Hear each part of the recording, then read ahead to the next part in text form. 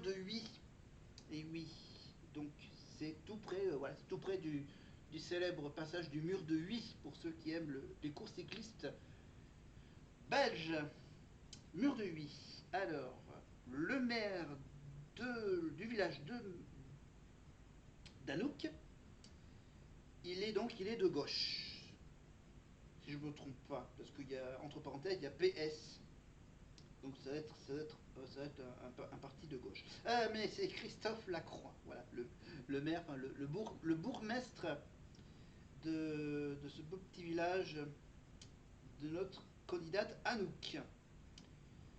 Après c'est un peu compliqué. Le code postal, évidemment, pour toute la région de Wannsee, c'est 4520. Voilà. Donc il y a le chiffre 4 qui correspond à peu près à la région Wallon. Euh, les habitants de Wannsee, évidemment, ce sont les Wanzois, les Wanzoises, les Wanz, les Wanzois, les Wanzoises. 14 000, quasiment pile poil les 14 000 habitants de ce petit village, à peu près équilibré au niveau du sexe. 49% d'hommes et 51% de femmes. Ce sont les chiffres de l'année dernière, de l'année dernière, 2025, du dernier recensement. Et il y a, donc là c'est logique par rapport au permis des âges, mais ça on va pas faire de polémique là-dessus. Ni sur les étrangers, taux de chômage on oublie. Revenu moyen 21 000 euros par habitant. Voilà. 44 km², la superficie. Voilà donc Wannsee du côté de donc tout près de Huy. Voilà, autour de Wannsee, il y a quoi? Il y a un village qui s'appelle Lavoir. Voilà, il y a bien sûr, il y a surtout le petit village de Huy avec le fameux mur de Huy. Voilà, donc ce petit village, donc le village d'Anouk, est situé dans la vallée de la Meuse, en Asbay, en, en Esba, voilà, à proximité de Huy, à égale distance de Liège et de Namur. Voilà. Wannsee est situé dans le pays burdinal Miaigne. Une partie de son territoire est intégrée dans le parc naturel des vallées de la Burdinal et de la Méaigne. Voilà, c'est bien de savoir des choses. Wannsee. Et j'ai quoi d'autre? Il n'y a pas grand chose en fait. Dans la liste des bourgmestres.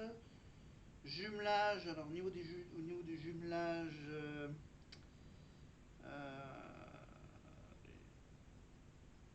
il n'y a que deux jumelages. Donc il y a un jumelage, je pense que c'est avec un village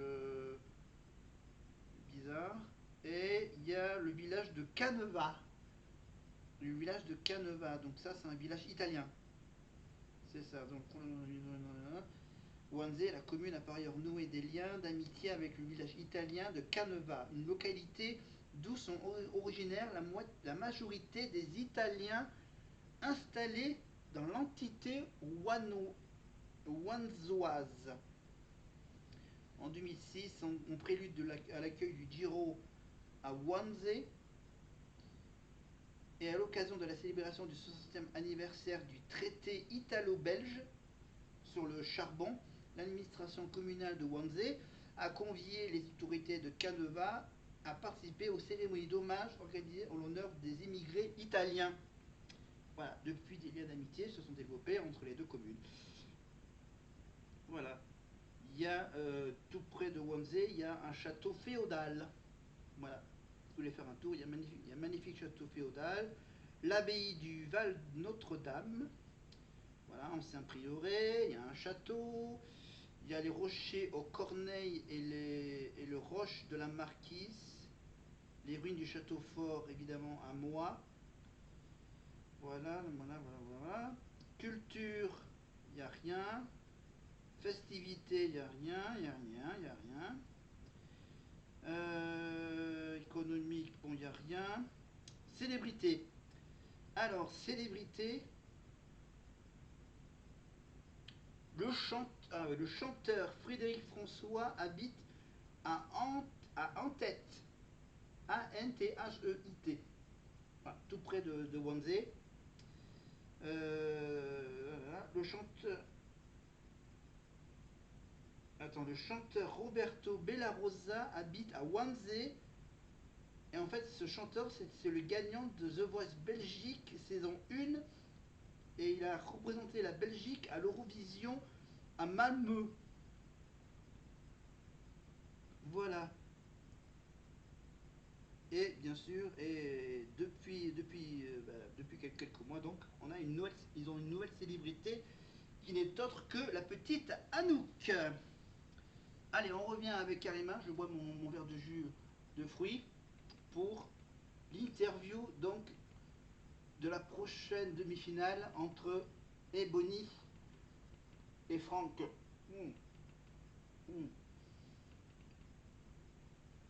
Faut le temps que je le cale, la connexion avec Karima dans le bus.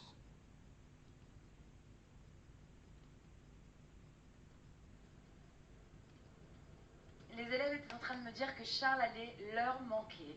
C'est vrai, il va laisser sa place, n'est-ce pas, Ebony? Tu vas trop nous manquer, Charles. On t'aime trop fort! Et la semaine prochaine, c'est à votre retour, la demi-finale Ebony-Franck. Alors justement, dans quel état d'esprit êtes-vous? Alors tout d'abord, qu'est-ce que je te l'ai demandé tout à l'heure, Ebony, mais Franck, ça t'a fait quoi? Et bien d'être un peu spectateur de la demi-finale de Charles et de Marine ce soir. Ouais, c'était impressionnant. Parce qu'en fait, ils ont fait un show de malade, en fait, un show de zinzin.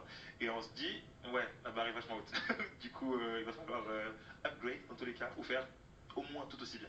Est-ce qu'à un moment donné du prime, vous vous êtes dit, eh mais en fait, c'est à nous la semaine prochaine? Vraiment, moi, en fait, à chaque moment, je fais purée, c'est à nous la semaine prochaine. Et comme Franck, en fait, j'étais vachement impressionnée par Marine et Charles. C'était un show de ouf. Et je me dis, ok, c'est à nous la semaine prochaine. Il faut pas qu'on fasse moins bien, il faut qu'on fasse un show de dingue aussi, nous aussi. Et puis, en fait, je réalisais à chaque instant que c'était nous la semaine pro, quoi. C'est vrai que vous êtes tous vraiment beaucoup liés, vos amitiés sont réelles, sont sincères, on vous suit, on vous regarde dans la quotidienne, vous allez vous retrouver l'un face à l'autre, vous êtes très proches.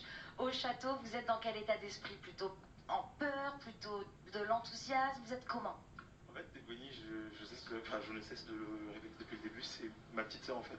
Et pour le coup, là, c'est beaucoup d'enthousiasme, plus d'enthousiasme que de peur. J'ai hâte en vrai de faire cette demi avec elle et je sais que ça va être bien. Qu'est-ce qui fait que vous avez hâte comme ça? J'ai vraiment l'impression que vous attendez ce moment avec impatience, comme si vous vouliez fouler la scène, mais juste à vous deux, quoi. On a déjà eu l'occasion de se retrouver à deux avec Ebony et on sait très bien qu'en termes d'énergie, ça match de fou, elle et moi. Et qu'on arrive à tous les deux forcer l'autre à se surpasser. Et ça, je pense que ça va être un moteur pour notre prime. C'est ça, on s'affronte la semaine prochaine, mais on se tire aussi vers le haut. Bah, c'est ça, hein. Moi je vois ça vraiment comme un moment de partage de ouf. Ça va être. Je vois pas ça comme un affrontement. Enfin, moi j'ai hâte de profiter avec Franck sur le plateau et en vrai que le meilleur gagne. Mais le plus important, c'est qu'on passe un bon moment tous les deux et qu'on fasse profiter le public. Et voilà. Je vous ai déjà posé la question la semaine dernière, mais là vous avez pu assister aux répétitions de la semaine de demi-finale de Charles et Marine. Quelle chanson vous aimeriez chanter la semaine prochaine pour défendre votre place et accéder à la finale? Mon choix, j'ai toujours une seule chanson en tête. Après, je suis ouverte à d'autres idées, hein. Mais j'adore Creep de Radiohead. C'est une chanson qui me transporte. Quand je la chante, je ressens des choses de ouf. Et il n'y a que en chantant cette chanson-là que j'ai ressenti des choses aussi fortes, moi, dans ma vie, en chantant. Donc voilà, cette chanson-là, je l'aime trop. Donc pour toi, Ebony, ce serait celle-ci, Creep de Radiohead. Et toi, Franck? J'ai pas beaucoup bougé non plus depuis la semaine dernière, mais j'avoue que je pense que ce sera plus possible. Mais j'avoue qu'en écoutant Vivre pour le meilleur, je me suis dit, il y avait moyen. Et le duo rêvé d'Ebony et Franck pour cette demi-finale, ce serait? Ah, c'est dur. Ah oui, bonne question. Merci. C'est bête, parce qu'on y avait pensé et on l'avait trouvé. Ouais, c'est Le vrai, château, on l'avait ouais, il trouvé. faut pas la face. Mais On là, a oublié, on l'a on en parlait tout à l'heure. faire de bêtises. Bon, je compte sur vous pour aller en salle d'interview et me dire, Karima, c'était cette chanson, nous le dire. D'accord, on vous le Ça dira. va revenir. Ebony, on va garder le micro, toi et moi, parce que Ebony, tu arrives en demi-finale sans jamais avoir été confrontée au vote du public de l'aventure. Tu es la seule. Est-ce que ça te stresse un petit peu?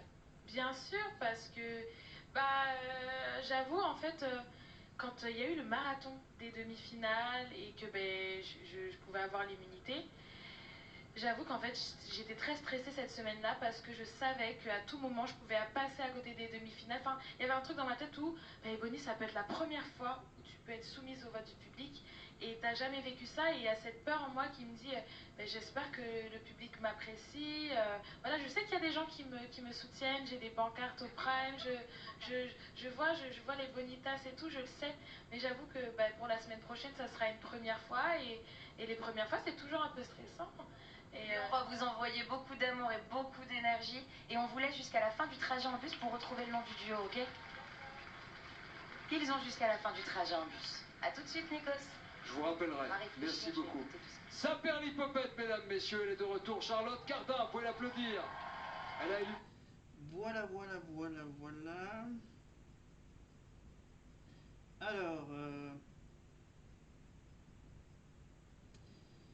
on revient sur la Belgique, on revient sur Anouk. L'élimination d'Anouk. Alors, les fans d'Anouk sont évidemment très déçus par l'élimination de la jeune Belge de la Star Academy lors du prime de ce samedi 10 janvier. Les spéculations sur une manipulation de la production vont donc bon train. Voilà, sur la toile, le départ de la candidate ne passe pas. Nombreux sont ceux à dénoncer les incohérences et à commencer par sa popularité en tête des sondages depuis le début de l'aventure et largement soutenue sur les réseaux sociaux. Son élimination surprend les internautes, pointent également l'heure de clôture des votes qui varie d'un prime à l'autre. Voilà, c'est juste la petite info en plus, mais je pense que Nikos a quand même remis un peu les pendules à l'heure, parce que donc je vais vous dire, donc voilà, je vais quand même lire les quelques mots d'Anouk. Je suis tellement reconnaissante de tout ce que j'ai vécu ici. Je suis arrivée tellement fragile, je repars toujours autant, mais tellement plus forte aussi. J'ai trop hâte de rencontrer le public à l'extérieur. C'était mon moment. J'avais hâte de faire mes musiques dans le vrai monde. Alors voici donc les explications de Nikos. Voilà la petite extension de la polémique. Alors je vais être très clair. Depuis tout à l'heure, je vois pas mal de choses sur les réseaux sociaux. C'est-à-dire que pendant les pages de pub, il regarde sur son téléphone portable les réseaux sociaux. En même temps qu'il publie à chaque fois les photos des coulisses. Alors, donc je vais être très clair. Depuis tout à l'heure, je vois pas mal de choses sur les réseaux sociaux. Certains disent que le public belge ne pouvait pas voter ce soir. C'est vrai, ça n'enlève rien à la réalité de l'émission. Jusqu'à maintenant, c'était comme ça. Ça ne dépend pas de nous. Peut-être qu'un jour, la Belgique pourra voter à la Starac. Quoi qu'il en soit, la Belgique, la culture belge, le public belge font partie de cette aventure.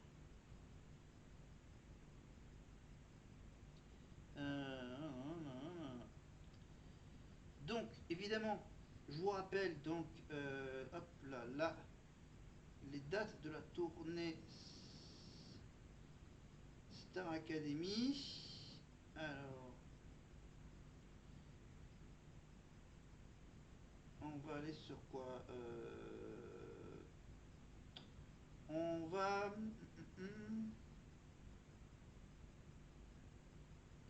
attends, on va plutôt taper voilà, Star Academy en Belgique. Voilà, alors.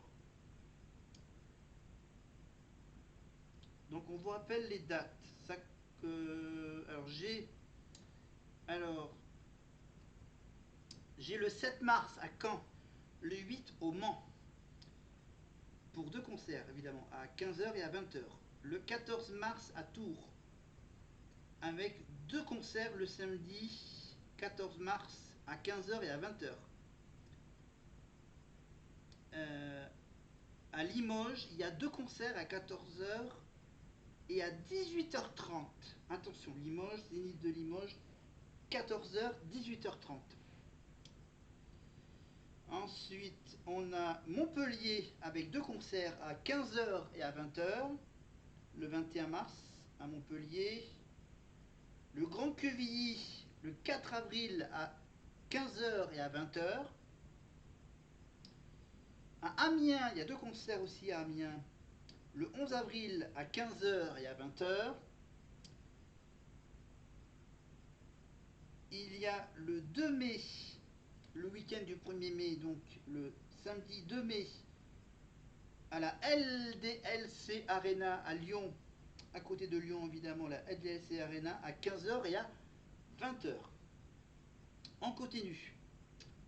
Marseille, il y a deux concerts à Marseille, au Dôme de Marseille, à 15h et à 20h, le 3 mai. Le 16 mai, au Galaxy d'Amnéville, à 15h et à 20h. À Dijon, le 17 mai, à 15h et à 20h. Il y a l'Accor Arena le 20 mai. À Floirac, le samedi 23 mai, à 15h et à 20h. À l'Arkea Arena. Le 30 mai, à Douai, à 15h et à 20h. Ensuite, on a un concert le 7 juin à Nice, au Palais Nicaïa à 18h.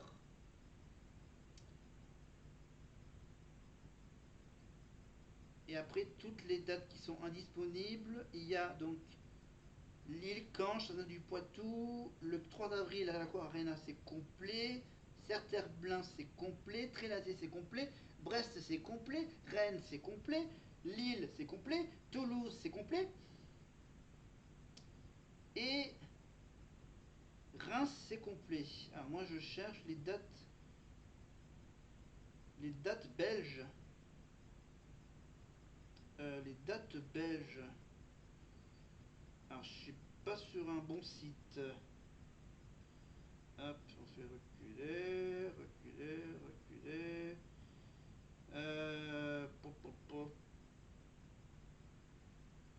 C'est ça, Forest National. Donc le Forest National.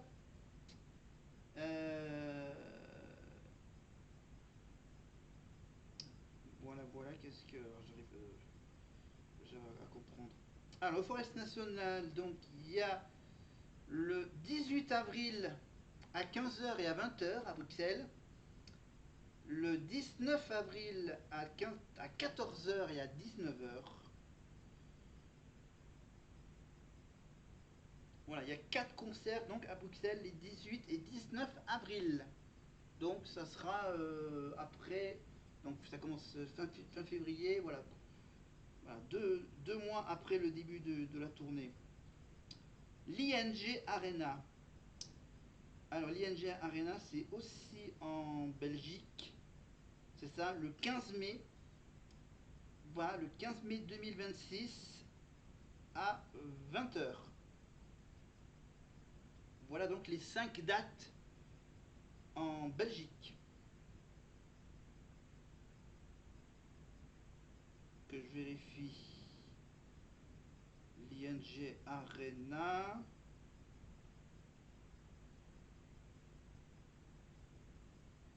C'est ça, c'est du côté de... Ouais, du côté de... Ouais,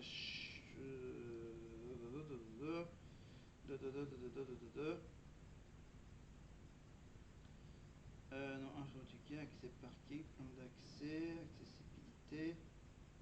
C'est ça, c'est une salle à Bruxelles. Ok, c'est une salle de Bruxelles. L'ING Arena. Voilà, ING, donc vous connaissez ING, hein. C'est une société société d'assurance. Voilà, une salle de spectacle qui porte le nom d'une banque ou d'une assurance. l'ING Arena. Voilà, voilà. C'est bien de savoir ça. Mais on va revenir évidemment dans la deuxième partie du retour dans le bus avec le fameux spoiler du directeur, si je comprends bien.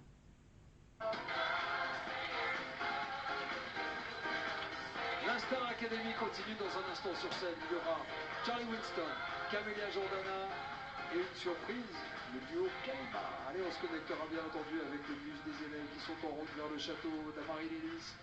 Et d'ailleurs, les élèves, que va